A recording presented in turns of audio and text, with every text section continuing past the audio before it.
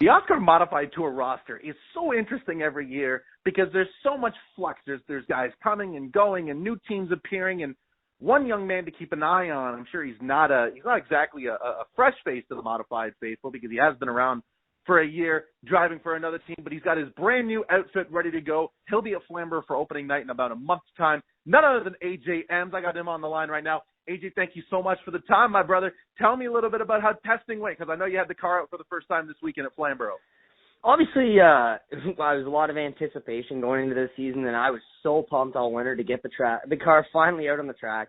Even though Davey and the whole Terry family did an awesome job in preparing the car last year and did a lot of work to it, we did in the off season actually make a lot of changes. So I was obviously nervous going to test and making sure kind of those worked out.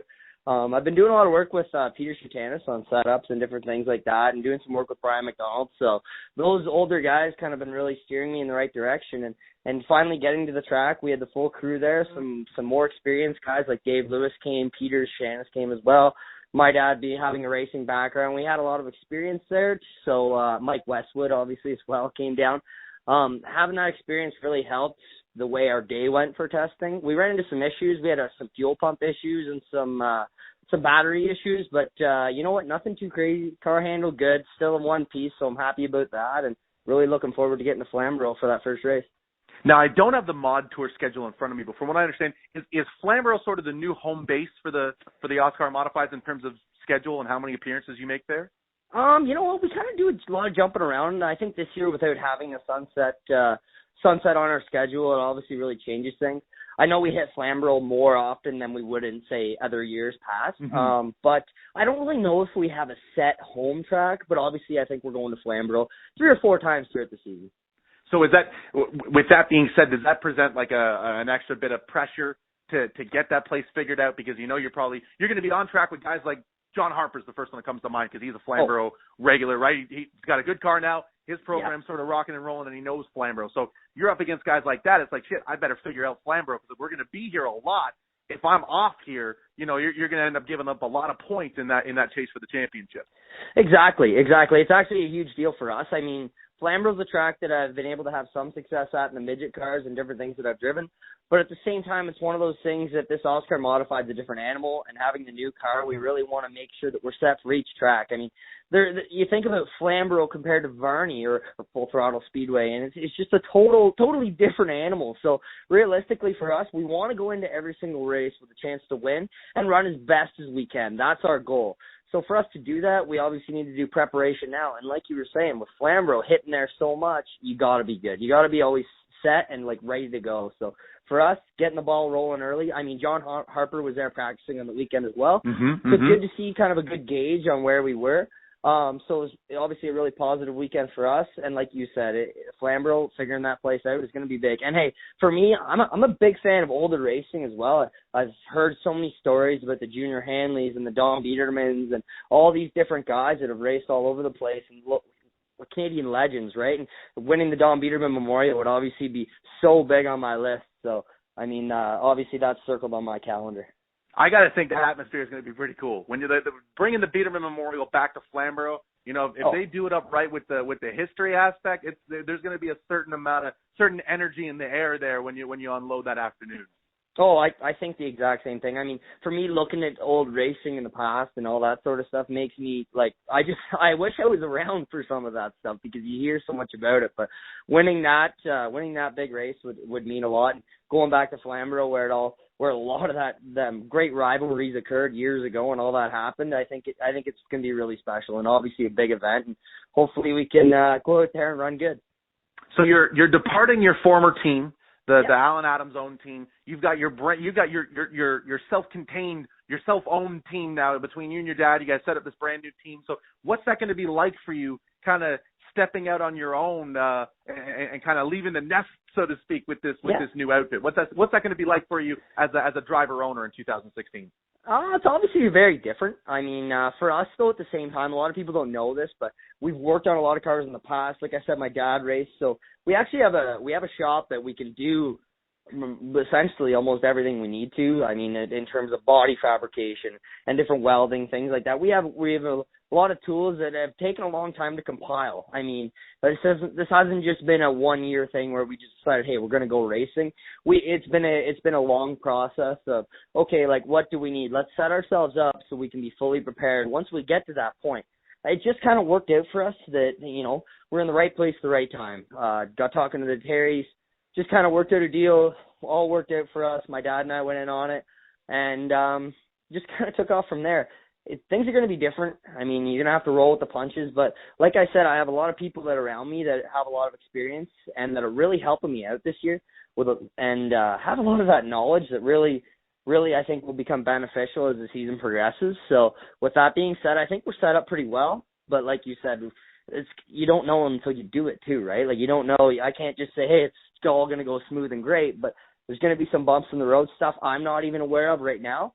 But all I'm trying to do is prepare myself, and I know my whole family and crew is as well, for the upcoming season, so that when we do hit those bumps in the road, that we can overcome them. When you compare the two cars, the car you wheeled last year to the Troyer by Hanley that you picked up from Davey Terry this year, I mean, they're similar in name. They're both called OSCAAR Modified, but I think the similarities kind of stop there, because when you get down to the nuts and bolts of the chassis and you know, all the front end components and the different way that they're set up, they're two totally completely different rides. Is it going to be a bit of a learning curve for you to just sort of get up to speed in this new piece?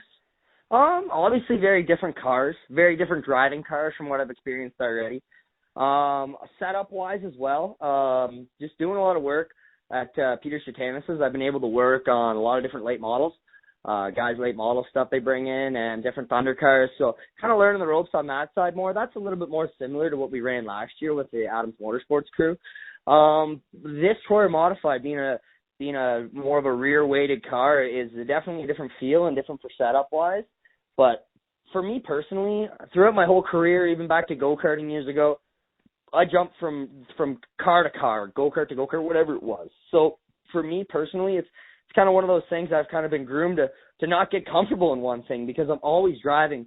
You know, obviously driving for Mike Westwood for years, I've always jumped from car to car, right? That's what he always does. So I've been able to adapt that way. I mean, it's going to take time, obviously, but at the same time, I don't think it's going to take very much time. So I'm very fortunate there. That versatility is so important too. Like you mentioned how you respect the old school guys like Biederman and Hanley, and they were always traveling to different places and trying different stuff and racing as much as humanly possible and trying to just sort of learn on the fly and figure things out. Is that an aspect of racing now that maybe kids in your age bracket don't have enough of, that they're not as versatile, they can't adapt the way that someone like yourself maybe can? I'm not totally sure about that being my age group. I think my age group of racers though is a different generation than back then. I know for me personally, I was very fortunate to have the opportunity to race. But I wasn't a kid who just got it all given to me. I had to work for it, and I had to pay for my own racing and do a lot that way, and do a lot of the own work on my own stuff. You see a lot of people now coming through the ranks, and a driver is just a driver. He doesn't do the fabrication and different stuff on the car. I feel like that is actually really aids to your driving, really aids to how you race a race and how you understand how the car's going to work at different points of the race. And I think that really helps me more, because I've been able to learn from a lot of different people on different chassis setups and how things work, so I can understand it better. And I think that aids to how I run races and plan out races.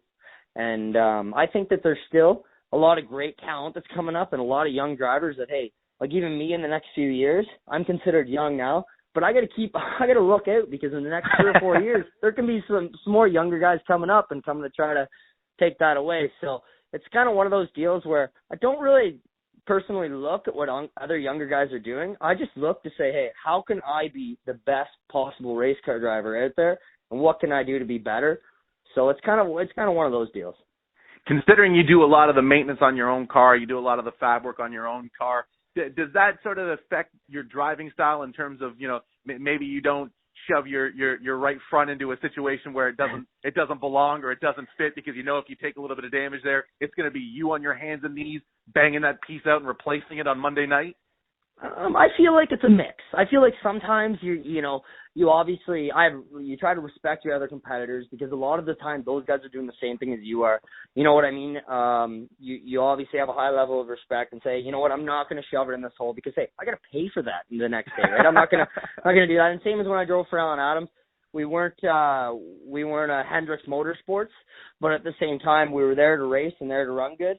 But I wasn't going to go out and just destroy the car every week. That's not the way you run any race team. With that being said, though, because my family and my dad is very good at that stuff as well, and we have the resources to fix stuff, it kind of does open up that area where you can say, maybe I can risk this a little bit more because I can fix it. You know what I mean?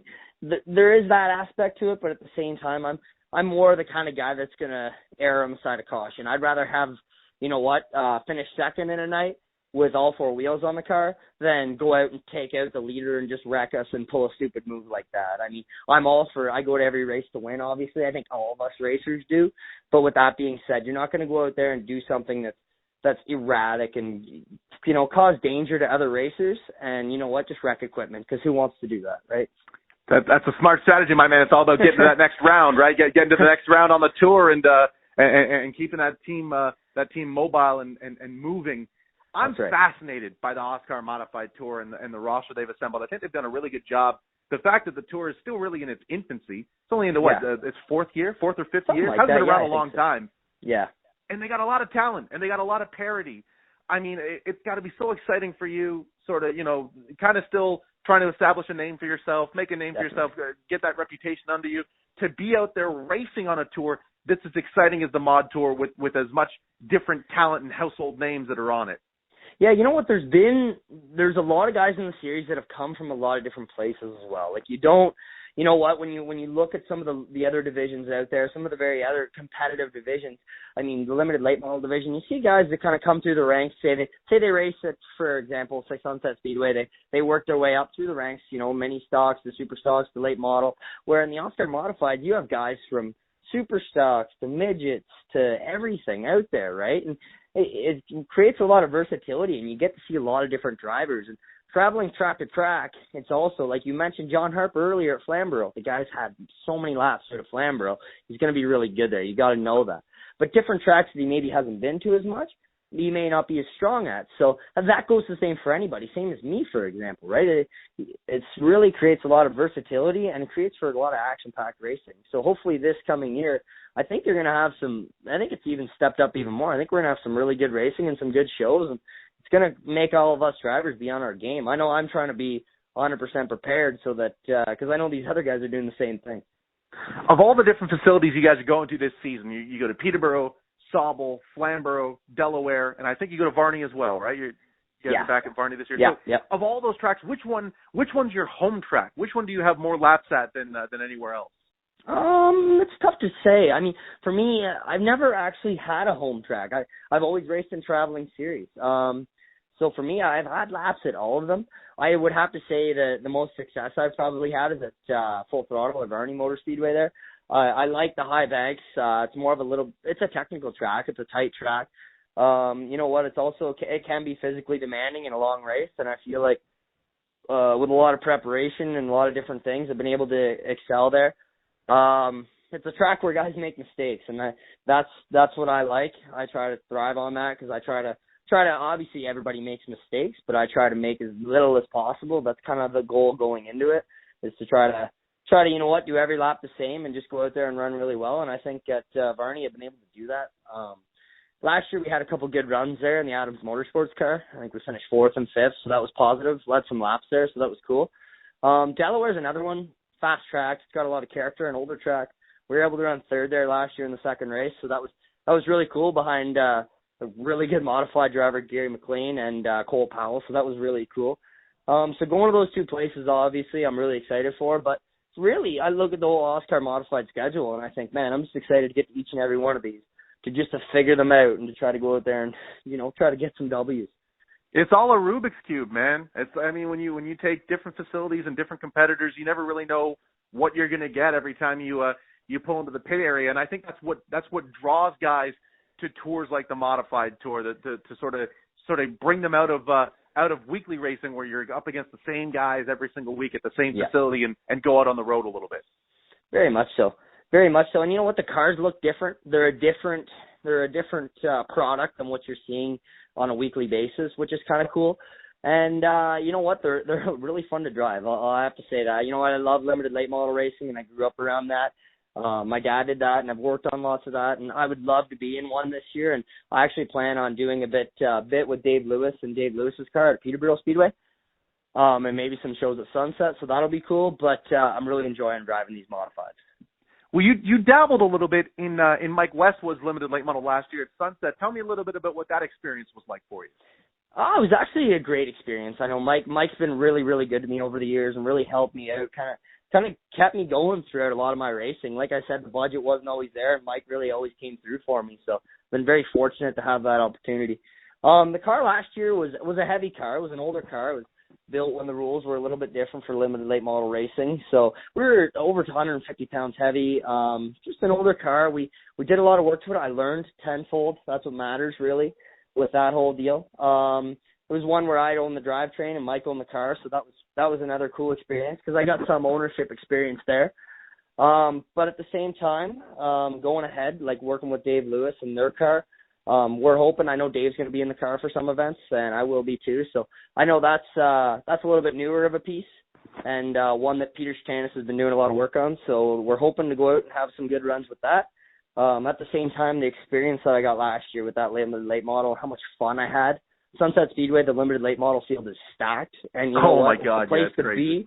And you know, it was a cool experience. And you know what? I actually live a few blocks away from Taylor Holdaway, and just kind of we grew up racing together, so it was cool to be back racing with him and seeing all his success. So it was cool to be a part of it. And we're hoping this year, if we're going to do something like that again, we'll have a little bit more success. But still, last year was a lot of fun. It's interesting to hear you mention the name Peter Shatanis because he's been such an icon in Simcoe County. I mean, he was the man at Barrie Speedway. If you're having trouble, go to Peter. You know, even guys like Mike Brown and Gord Shepard still hold him in such high regard and high esteem. What's your relationship like with Peter, and how did you come about sort of working alongside of him? You know what? It's really come out of kind of nowhere. My dad raced against Dave Lewis years ago, and honestly, they did not get along, and it was just kind of the way it was. And now the two are like really good friends, and Dave is really good to me and part of my crew and one of my best friends. And Dave's worked with Peter a lot. He kind of introduced me to him and kind of got me hooked up there. And really all I've done is just been around. I go out there and give him a hand on stuff, and we work together, and he comes and helps me on my mod, and he's been able to teach me a lot. I mean, he doesn't carry on like he's the best or anything like that, or doesn't act like he's Superman, but you know what? He'll explain to you what's going on. I ask him questions all the time that just explain it to me. Just show me like why you think this works, or I quiz him, say, hey, why don't we do this or this or this? And he's able to explain it to me. And at 72 years old, he still runs to gold parameter tires and still runs. And you know what? He gets a ton done in a day. And I've been very fortunate to be able to just be around and be around quite a bit and just learn from him. So I've been very fortunate there. See, racing's such a cool sport. It's such a cool industry where not everything in racing is in the textbooks. You know, it's not like you can go in a seminar and pick it all up. Like so many of these intricacies are passed down from generation to generation. So for a young guy like yourself to have the ear of Peter Shatanis to say, hey, like, you know, slow down, teach me this, show me this, that's a huge opportunity that could stay with you for the rest of your career. Oh, most definitely. Now, like for me, I do a lot of reading. I just grew up around racing. It's something I've always done. I've always been around. So I like to read about it. It's cool that way, but it's not actually doing it. You know, when you go to school and you're reading textbooks and do all that and you get out into the real world, they're two different animals. And that's the same thing with racing. Now, when I'm working with Peter, I'm able to do a lot of that stuff. So that's very cool, and I'm very fortunate there to experience that. It's still good having the reading side of it and try to learn, you know, do different things. But this is something that I'm able to do now. And you know what? Like I said, not a huge budget team. Not that I'm a millionaire or anything like that, but Peter's giving me free knowledge and helping me out that way. And that's I can't put a price on that. That's just really good to have. Without question, my man. And I know that for a relatively small budget team like yourself to go out on tour and to take on the undertaking of running for a championship with the OSCAAR Mod. Not possible without the people behind the scenes. Go ahead and thank the marketing partners that are going to keep you active and keep you at the racetrack in 2016. Well, I really got to thank Davenport Subaru for coming on board this year. Sunshine Superwash, Artec Promotional Wear, Klotz Canada has always been on board. They're really good to me. Obviously, Peter Stanis, Peterbilt, race cars. All of Dave Lewis's teams really come on board too and given me a lot of help this year. So all of them, I really got to thank. Creatures Design has also really helped out, so that's a plus. And I'm just really excited to get this season rolling and get behind the wheel of this modified and get it out on the track with some other guys. So I'm pretty pumped up. And for anyone listening, where can they follow you on Twitter? You can follow me at AJ Emms 14, and definitely give it a follow. I'll do the same back. And if you're ever at the races, for sure come on over and talk to me, and don't be a stranger anytime. There you have, folks. One of the most amicable, personable dudes in the pit area. Go and talk to him. He's peppy and positive at 11 o'clock on a Sunday night. So, if you go see him on a Saturday afternoon, he's going to be happy to see you. AJ, thank you so much for the time, my man. I really appreciate it. Don't be a stranger. Let's keep in touch this season and see how 2016 is treating you. For sure. Thank you very much, Spencer. There you have it, folks. AJ Emms ready to follow the OSCAAR Modified Tour, chase for the Cup in 2016.